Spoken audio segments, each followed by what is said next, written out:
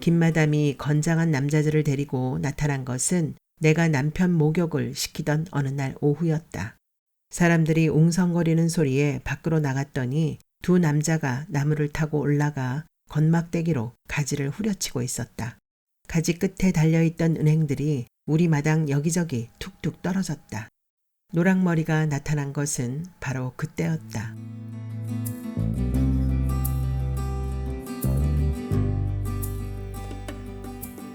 은행나무 그늘 고금난 기차바퀴 굴러가는 소리에 잠에서 깨어났다. 난 한동안 방바닥에서 전해오는 진동에 몸을 맡기고 누워있었다. 눈을 떴을 때 내 시야에 들어온 것은 벽에 걸린 전자시계의 빨간 숫자였다. 2시 30분, 2시 31분. 벽시계는 마치 숨을 쉬는 것처럼 깜빡거렸다. 침대 쪽으로 귀를 기울였다. 가랑가랑 남편이 쉬는 숨소리가 안도감과 평화로운 느낌으로 부드럽게 나를 감싸 안았다. 요즘 들어 남편은 마치 배터리가 떨어진 낡은 인형처럼 쇠약해졌다. 며칠 전부터는 그가 가장 즐겨하는 일, 마루에 놓인 낡은 흔들의자에 앉아서 햇볕 바라기를 하는 일조차 할 수 없었다. 밤이 되면 나는 불안했다. 몇 년 동안 일을 해본 경험으로 볼 때 새벽녘에 임종하는 사람이 많았다. 이틀 전 남편이 의식을 놓았을 때도 난 그저 날이 새기만 기다리고 있었다. 무서웠다. 남편이 세상을 떠난다는 사실보다 온갖 부정적인 생각들의 소용돌이 속에 휩싸여 나는 헤어날 수 없었다.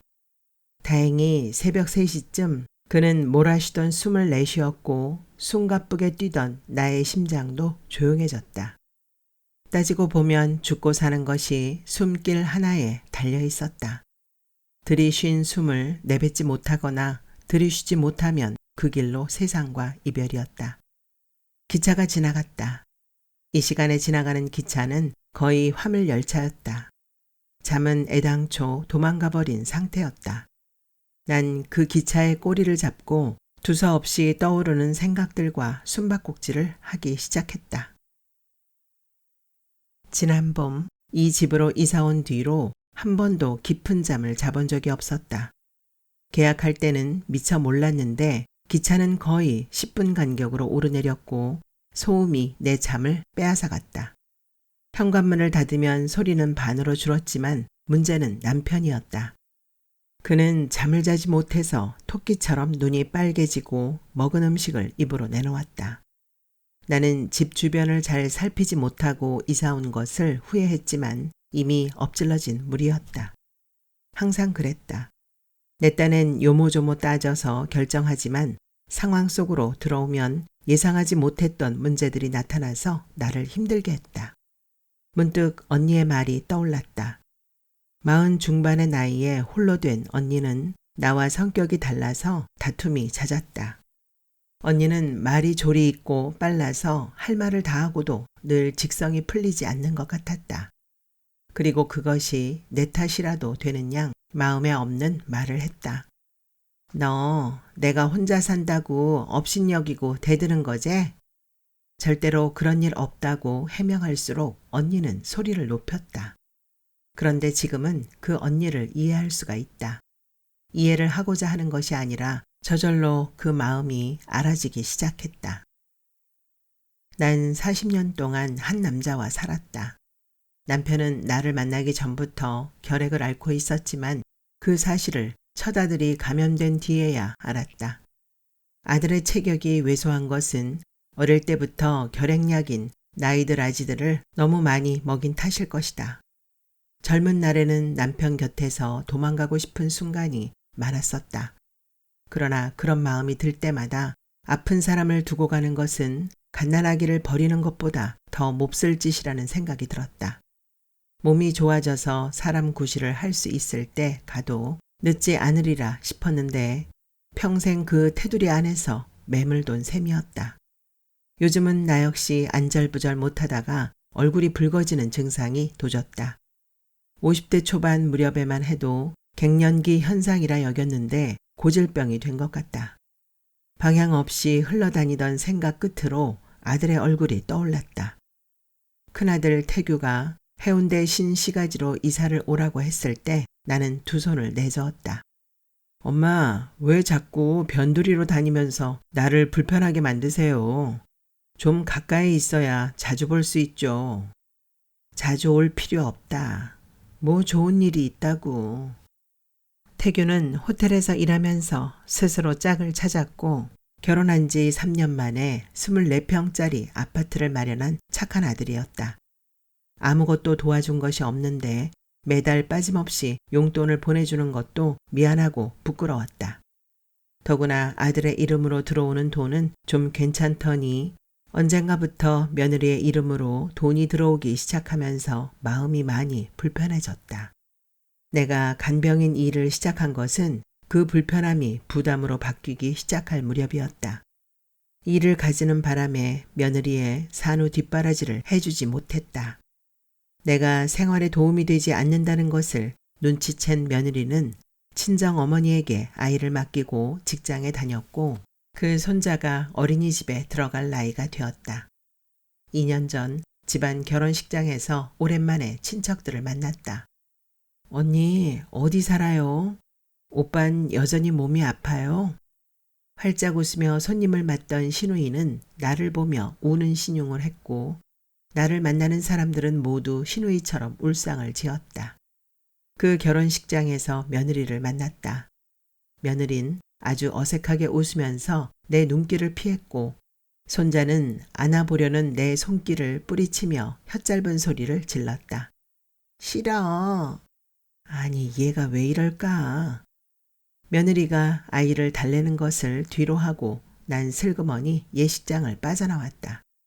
얼굴이 확확 달아오르고 심장에서 방망이질하는 소리가 들렸다. 그날부터 도진 병이 갈수록 심해졌다. 사실 이사할 생각은 전혀 없었다. 오래된 주택가 단칸방에서 우린 5년 가까이 살았고 보증금이 얼마 되지 않아서 반반한 곳으로 옮길 엄두조차 낼 수 없었다. 그런데 집주인이 새로 건물을 짓는다고 비워달라는 바람에 이사를 하지 않을 수 없었다. 난 변두리 도시를 돌아다니다가 물금역 부근에서 전봇대에 붙은 벽보를 보았다. 독채, 방 2칸, 입식 부엌, 현대시설 완비, 달세 가능. 눈이 번쩍 뜨이는 가격이었다. 하지만 막상 가보니 허리가 굽은 노인처럼 불안해 보이는 빈집에 쓰레기가 가득 쌓여 있었다. 대문 앞에서 돌아서는데 햇살이 가득 내려앉은 마당을 반쯤 가리고 있는 키 큰 나무 한 그루가 눈에 들어왔다. 막 우물 튀우는 자잘한 나뭇가지들이 입센 바람에 그네를 타고 있었다. 나무 그늘 아래서 살고 싶다는 마음이 일어났다. 앞뒤 따질 것 없이 집주인에게 계약을 하겠다고 전화했고 주인은 단숨에 달려왔다. 얼굴엔 세월의 흔적이 뚜렷했지만 차림새는 낡은 기와집과는 전혀 다른 분위기를 가진 여자였다. 물금 시내에서 다방을 하고 있다는 김마담은 얼굴에 웃음을 담뿍 싣고 말했다. 내가 너무 바빠서 집에 신경 쓸 틈이 없어요. 그냥 내 집이라 생각하고 사세요. 청소도 해주고 싱크대도 하나 넣어드릴게요. 그런데 전세금은 미리 주세요. 얼마 되지 않는 돈이니까. 집수리하고 나면 남는 것도 없어요. 사실 그 돈으로 독채를 얻는다는 것은 어림도 없었다. 게다가 주인이 얼마 되지 않는 돈이라고 하니 계약한 뒤에 돈을 주겠다는 말이 나오지 않았다. 계좌번호가 바로 계약서지 뭐. 안 그래요? 에구, 벽에 페인트 칠도 좀 해야겠네. 아줌마는 어떤 색을 좋아하세요? 아니, 그냥 알아서 해주세요. 그러나 이사 온 날 내 기대는 어이없이 무너지고 말았다. 집은 하나도 달라진 것이 없었다. 김마담에게 연락을 했더니 그녀는 다급한 목소리로 말했다. 아줌마, 나 지금 서울 세브란스 병원에 와 있는데요. 친정 어머니가 돌아가셔서 정신이 없어요. 장례 치르고 내려가면 바로 사람을 보내 고쳐줄게요. 아이고, 미안해요. 난 그런 줄도 모르고. 대충 마당에 있는 쓰레기를 치우고 방 하나에 짐을 몽땅 넣었다. 그러나 며칠을 기다려도 집을 고치러 오는 사람이 없고 김마담은 전화를 받을 때보다 받지 않을 때가 더 많았다. 용케 통화가 되면 김마담은 여전히 바쁘고 이상하게도 오히려 내가 사정을 해야 하는 입장이 되어버렸다. 돈을 미리 주면 집수리도 그만큼 빨라질 것이라 생각했는데 김마담은 별로 답답할 것이 없어 보였다. 따지고 보면 세입자가 오기 전에 한 번쯤 들러 페인트 칠을 했는지 벽지를 발랐는지 물이 새는 수도는 고쳤는지 싱크대는 넣어두었는지 확인하는 것이 순서였다. 볼품없는 살림살이지만 물건들을 제자리에 놓지 못하니 속이 상했다. 어쩌다 통화가 되면 항상 발등에 불이 떨어진 다급한 목소리가 되돌아왔다. 한 달을 그렇게 보낸 뒤에 나는 김마담이 운영하고 있다는 다방을 찾아 나섰다. 작은 마을이니 쉽게 찾을 것이라 생각하고 나섰는데 완전히 오산이었다. 무려 8군데나 되는 다방을 다 돌아다닌 끝에 환희다방에서 김마담을 만날 수 있었다. 남자들과 어울려 화투를 치고 있던 김마담은 나를 보더니 반색을 하며 일어서서 말했다. 아이고 아줌마, 우리 어머니가 병원에 입원하는 바람에 여태 병원에 있다가 조금 전에 왔어요. 청천벽력이 따로 없어요. 위암 말기라는데 어떻게 해야 할지 몰라. 그래도 사람이 예의가 있지. 내일은 공사를 시작합시다. 김마담은 내가 화가 나 있다고 생각했던지 변명을 쏟아내었다. 예. 나는 모기 소리만하게 말하고 허둥지둥 다방을 나왔다. 함께 있던 남자들이 한꺼번에 시선을 보내는 바람에 얼굴이 확확 달아올랐다. 이상하게도 내 흰머리가 부끄럽고 속상했다. 왜 그런 마음이 일어나는지 참 답답한 노릇이었다. 어쩌면 오랫동안 환자들을 돌보는 일만 하고 살아서 그런지 모를 일이었다. 사실 난 중환자실에서 일할 때가 편했다. 살아있는 사람들은 알고 싶은 것이 많고 시끄럽고 복잡했다. 허둥지둥 걸어오다가 난 고개를 갸웃했다. 참 이상하다. 얼마 전에 어머니 장례식을 치르느라 서울에 있다고 했는데 어머니의 병문안을 다녀오다니. 다음 날 김마담이 오면 그 까닭부터 물어봐야겠다고 다짐했다. 그러나 다음 날도 그 다음 날도 김마담은 나타나지 않았다. 보름을 더 기다리다가 나는 작정을 하고 김마담을 찾아갔다. 내가 직접 사람을 불러 집을 고칠 테니 영수증을 보고 돈을 지불하라고 했더니 돈이 많이 든다고 오리발을 내밀었다. 억울했다. 살아오는 동안 난 대체로 억울한 일을 많이 당했고 그때마다 해명하거나 바로잡으려고 들었는데 그런 시도가 싸움으로 연결될 때가 많았다. 그러나 싸움을 해서 내가 이긴 적은 거의 없었다. 국리를 거듭한 끝에 김마담에게 타협안을 내놓았다.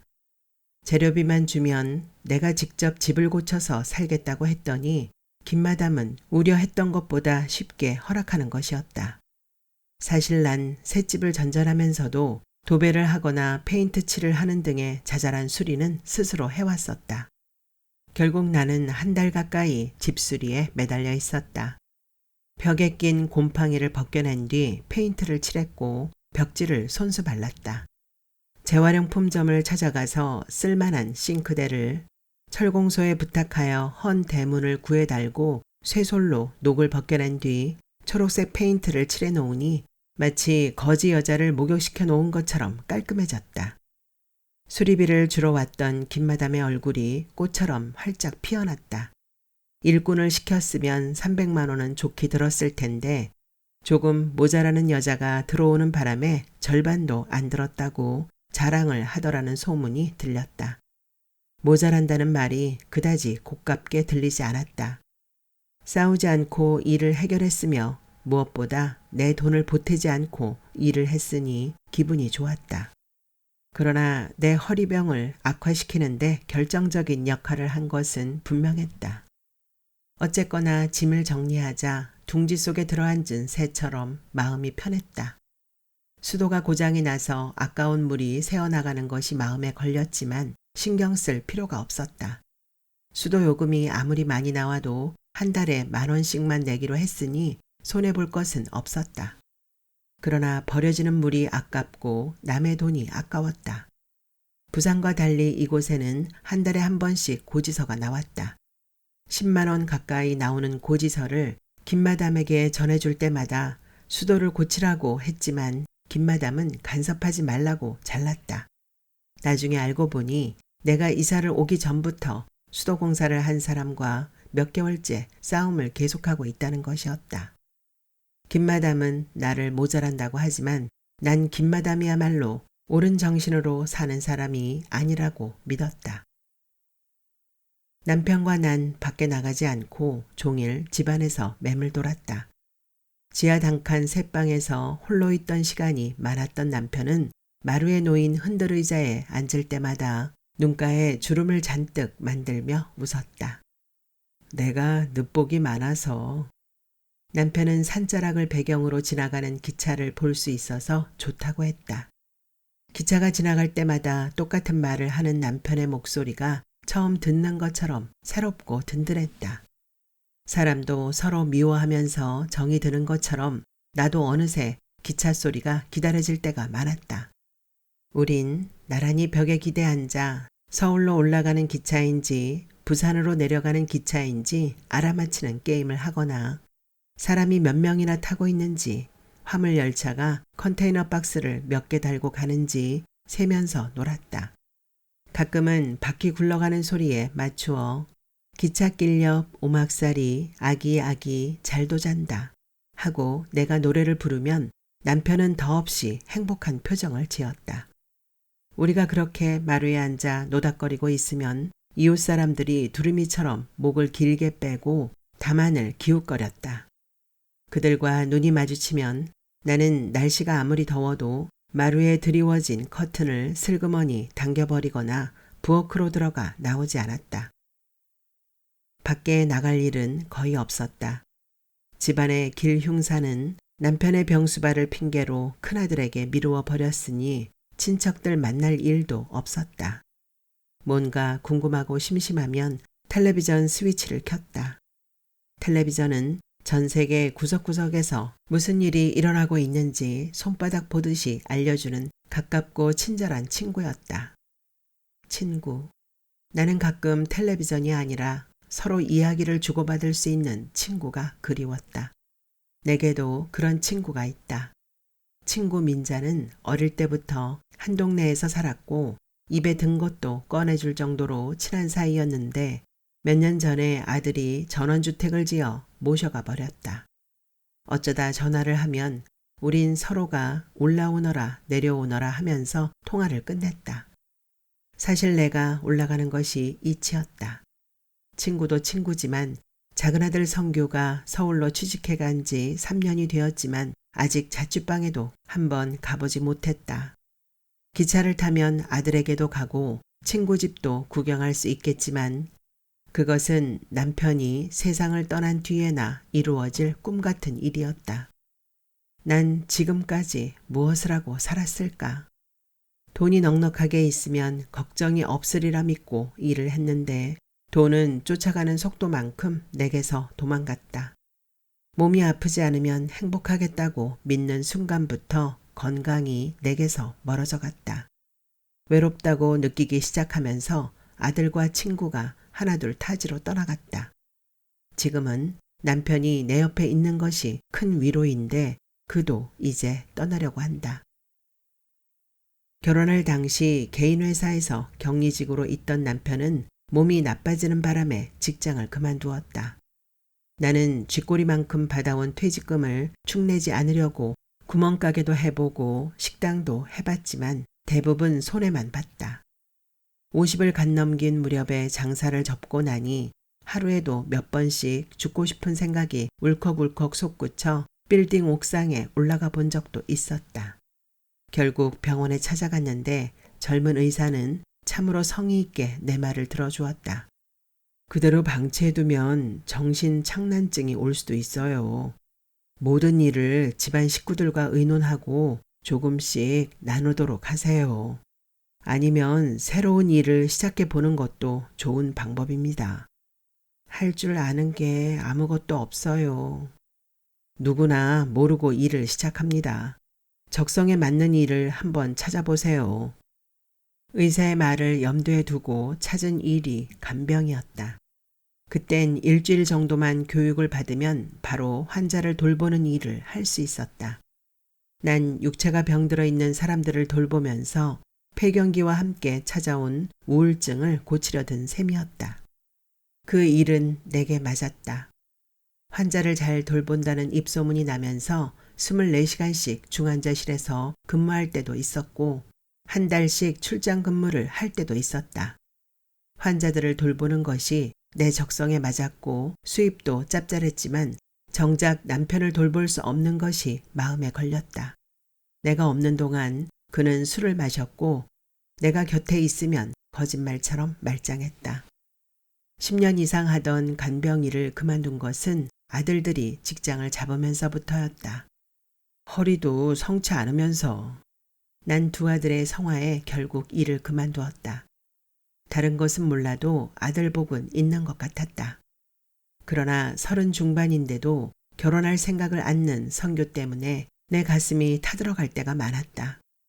내가 허리 수술을 미루고 있는 것이나 네가 결혼을 미루고 있는 것이나 똑같구나. 올 여자도 없겠지만 결혼을 하고 싶지도 않아요. 부모를 잘못 만나서. 성규가 하는 말에 밑바닥 마음을 가늠하면 가슴이 아팠다. 더위가 한꺼풀 꺾이면서 현관문을 닫고 지내는 날이 많아졌다. 가을로 접어들었는지 어느 날부터 마당에 노란 나뭇잎이 하나둘 떨어지기 시작했다. 우리 집 담과 옆집 담 사이의 빈 공간에 장정 두 사람이 안아도 됨직한 은행나무였다. 난 부채꼴 모양의 잎사귀가 모여서 만들어 놓은 그늘에 서서 나무와 눈을 맞추었다. 그 잎사귀들 사이에 콩알만한 열매가 촘촘하게 달려 있었다. 아, 은행. 아침에 일어나면 허리에 밴드를 조여매고 빗자루로 마당을 쓸었다. 허리를 구부리기 힘들 정도로 아프면 앉은 자세로 쪼작쪼작 낙엽을 쓸어 모아 마대에 담아 모았다. 그렇게 일주일쯤 지난 어느 날 아침 나는 낙엽 사이에 떨어져 있는 노란 은행 열매를 발견했다.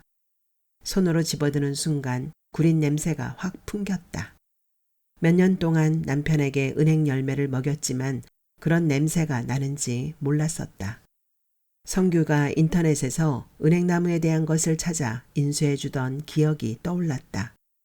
지구상에서 가장 오래 존재한 식물이라는 것. 열매를 맺기까지 수십 년이 걸리지만 한 번 맺기 시작하면 1000년이 지나도 계속 열매를 맺는다는 것.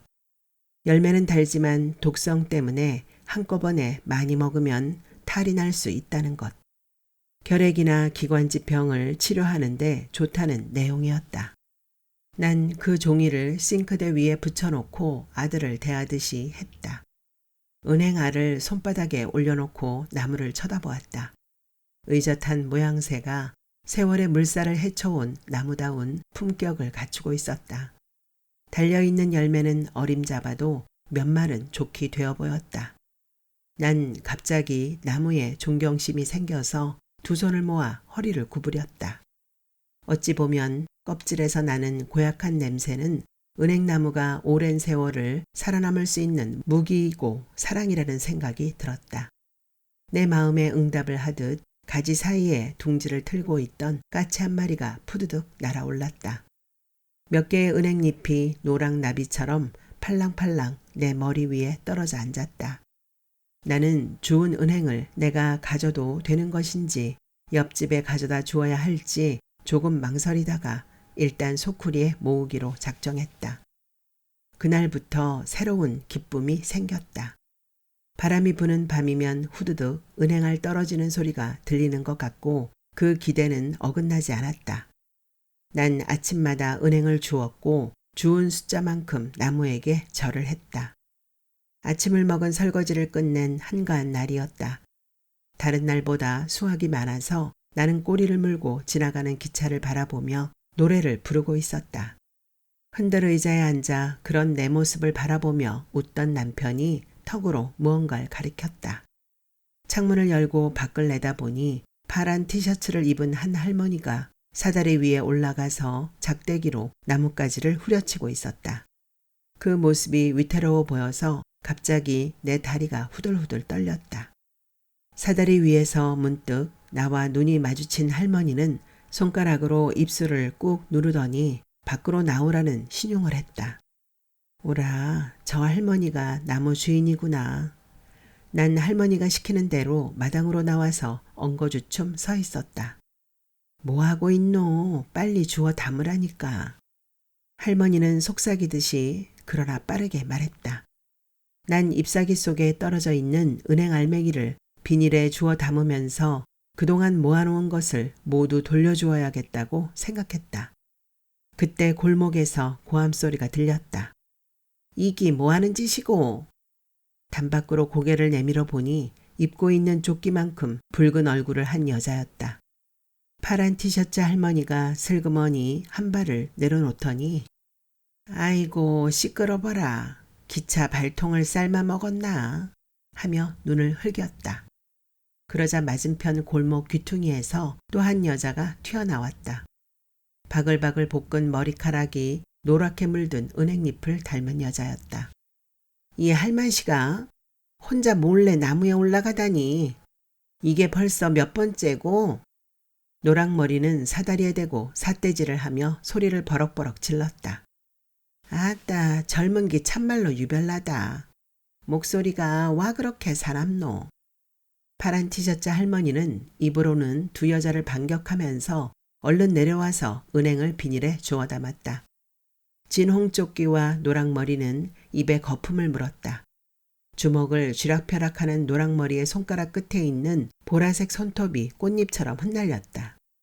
나이살이나 묵은 사람이 하는 짓은 영 개차반이라. 그렇기 얼마나 처먹고 살려고 저러는지. 나는 공범으로 몰릴 것 같아서 여자들의 눈치를 보며 변명했다. 난 이 할머니 나무인 줄 알고.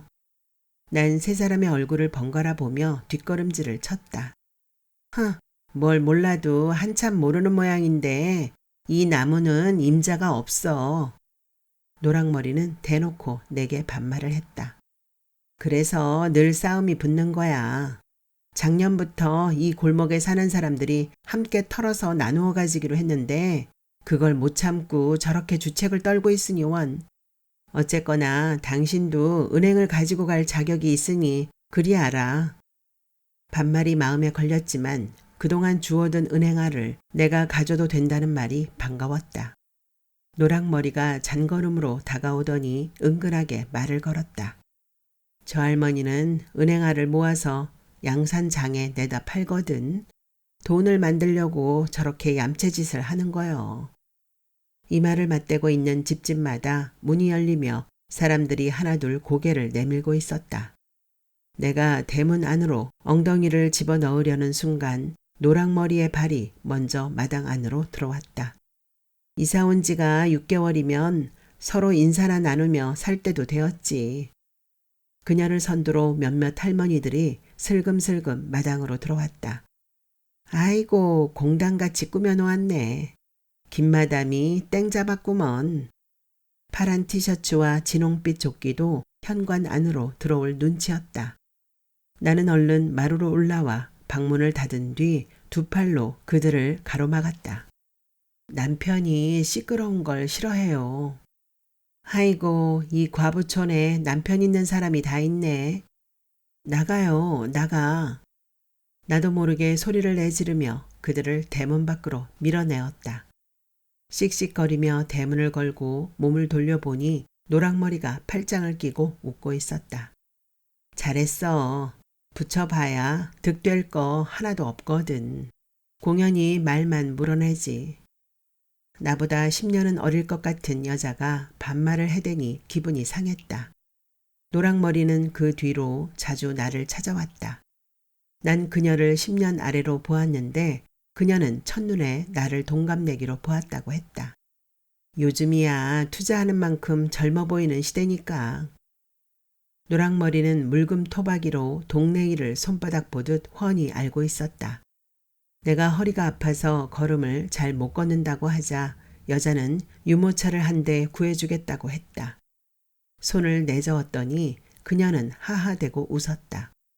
아무리 자존심 내세워도 늙고 힘 떨어지면 어딘가 의지해야지 별 수 있겠어. 아들이든 딸이든 지팡이든 유모차든. 여기 할머니들은 유모차 밀고 잘도 다니지. 그들인들 자존심이 없겠어. 다 어쩔 수 없이 적응하는 거야.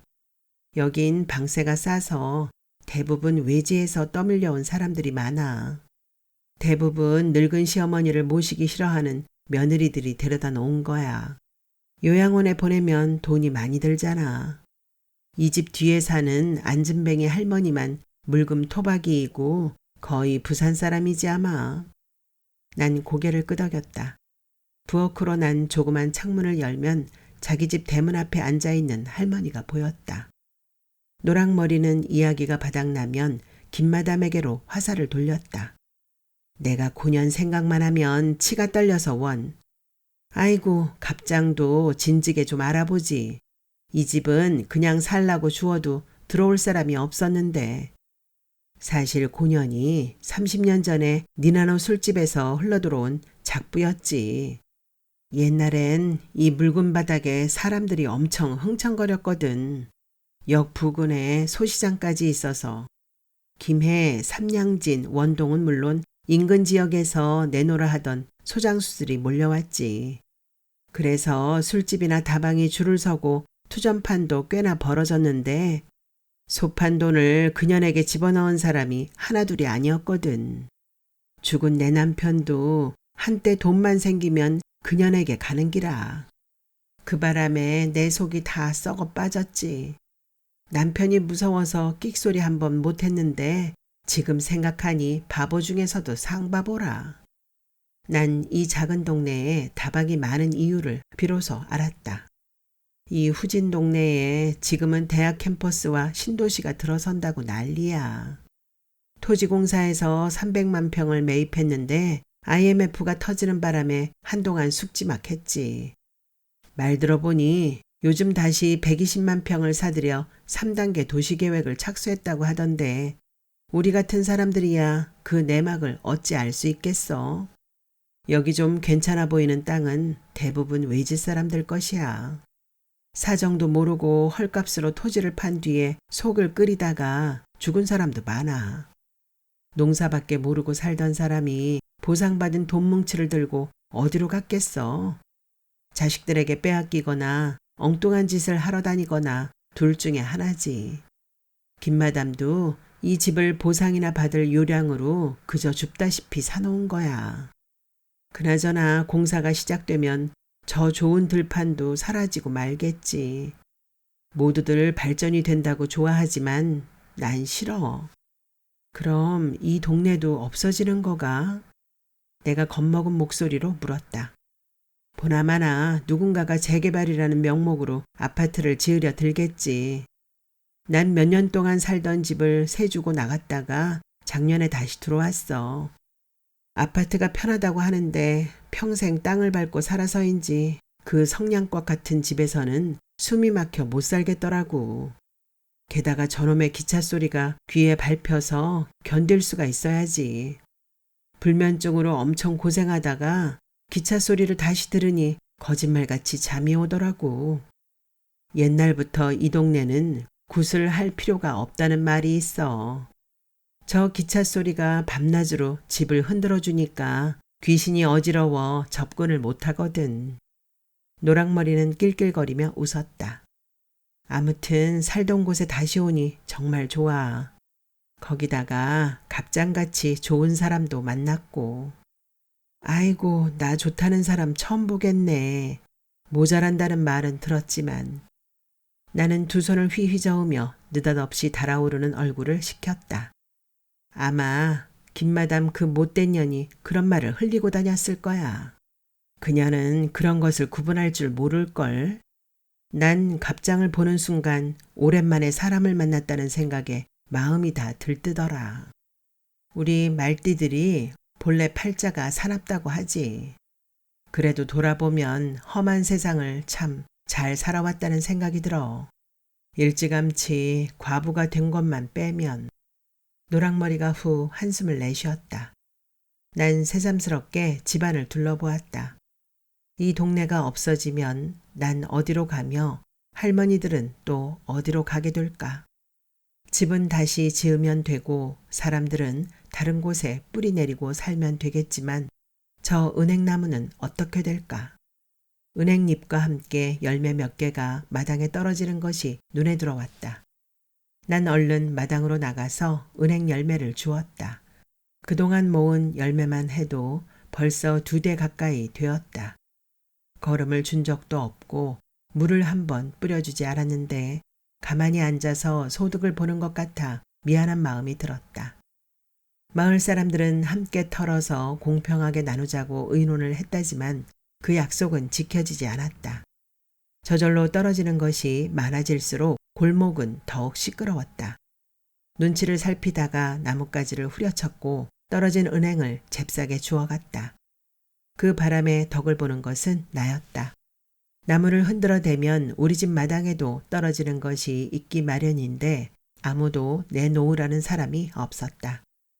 냄새나는 겉껍질을 벗겨내고 잘 씻어 말린 뒤 단단하고 하얀 열매를 망치로 깨뜨리면 갈색 얇은 막에 둘러싸인 속 알맹이가 나왔다. 고운 살을 보호하려고 이렇게 겹겹이 옷을 입고 있었나 싶은 생각이 들 정도로 알맹이는 연하고 부드러웠다. 프라이팬에 참기름을 조금 두르고 익히면 노란색은 금방 연두빛으로 변하여 반짝반짝 빛이 났다. 난 약간 쓴맛과 함께 쫀득쫀득한 은행을 남편 입에 넣어 주었지만 종일 1-2개 먹고는 고개를 가로저었다. 김마담이 건장한 남자들을 데리고 나타난 것은 내가 남편 목욕을 시키던 어느 날 오후였다. 따뜻한 물수건으로 온몸을 닦아주며 나는 남편에게 물었다. 시원해요? 그는 눈을 뜰 기력조차 없는지 고개를 조금 끄덕였다. 사람들이 웅성거리는 소리에 밖으로 나갔더니 2 남자가 나무를 타고 올라가 건막대기로 가지를 후려치고 있었다. 너무 심하게 다루는 것이 마치 내 몸을 때리는 것 같은 느낌이었다. 가지 끝에 달려있던 은행들이 우리 마당 여기저기 툭툭 떨어졌다. 노랑머리가 나타난 것은 바로 그때였다. 그녀는 험악하게 말했다. 김마담이 와 여기 끼어드노? 끼어들다니. 사람이 양심이 있어야지. 지금 이 골목에 살고 있는 사람들도 갈라먹기 모자라는 판에 당신이 왜 끼어드냐고. 오호, 할마시가 참 웃기네. 내 집이 여기 있으니까 끼어들 수밖에. 뭐? 할마시? 네 말 다 했나? 노랑머리가 김마담을 담 옆으로 밀어붙이면서 험악하게 말했다. 노랑머리가 골목을 둘러보며 큰 소리로 말했다. 할머니들, 오늘 김마담이 이렇게 장정들을 데리고 와서 은행을 털어준다네요. 빨리 나와서 은행 주워가세요.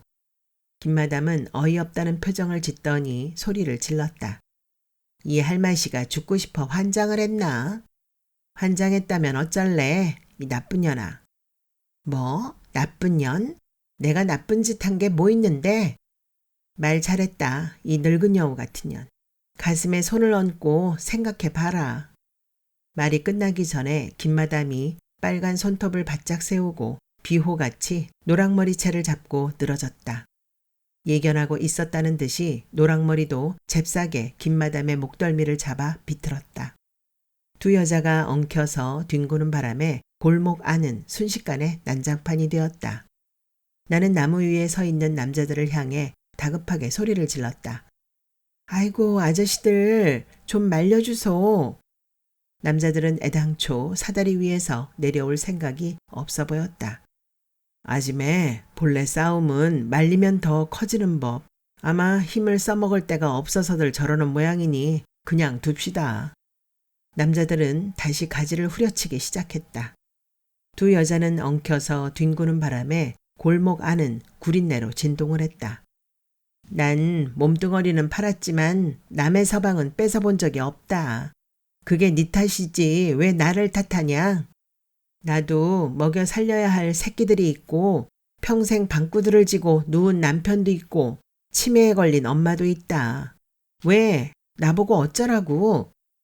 남자들이 도무지 안 되겠다 싶었던지 나무에서 슬금슬금 내려왔다.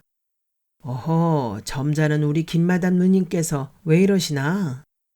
노랑머리가 악다구니를 퍼부었다. 내 언젠가 저 늙은 여우와 한번 붙으려고 벼르고 있었지. 전현 때문에 고통받은 거 생각하면 이가 갈려서. 그게 언제적 일인데 지금 와서 시비냐? 잠시 숨을 고르던 두 여자가 다시 붙을 기미가 보이자 남자들이 김마담의 양 어깨를 곁고 뒷걸음질을 쳤다. 아따 누님, 오늘 밤 새 한 마리 잘 잡으면 그까짓 은행이 문제겠소? 우아한 누님답지 않게 이게 무슨 꼴이요, 꼴이. 이 구린내. 자, 갑시다. 내가 오늘 끝발 올려가지고 물금장에 나오는 은행을 몽땅 사줄게. 더러운 놈, 말이야 비단이네. 두 남자의 힘으로 이럭저럭 싸움은 끝난 것 같았는데 갑자기 김마담이 코를 훌쩍거리더니 울기 시작했다. 그 모습을 바라보던 노랑머리가 한 수 더 떠서 뻗정다리를 하고 통곡을 했다. 하나라도 더 줍겠다고 혈안이던 할머니들은 자리를 뜨는 것이 상수라 생각했던지 비닐봉지를 틀어쥐고 뿔뿔이 흩어졌다. 넋두리를 늘어놓으며 울던 김마담은 두 남자에게 끌려 골목을 벗어나면서도 노랑머리에게 욕설을 퍼부었다. 한마디도 빠지지 않고 맞장구를 치던 노랑머리도 옷에 붙어있는 은행잎을 툭툭 털며 일어났다. 갑자기 골목은 싱겁도록 조용해졌다. 난 노랑머리와 눈을 마주치지 않으려고 은행나무를 올려다보았다. 은행나무는 아무 일도 없었다는 듯이 나를 내려다보았다. 기차가 지나가고 있었다. 내 발바닥이 닿은 곳에서 우르릉 우르릉 소리가 났다. 나는 우리 집 담에 가만히 몸을 기댔다. 기차가 지나가며 남긴 여운이 감미롭게 나를 감쌌다. 은행나무는 짧은 가을 해를 받아 그늘을 만들어 우리 집 마당을 조용히 덮고 있었다.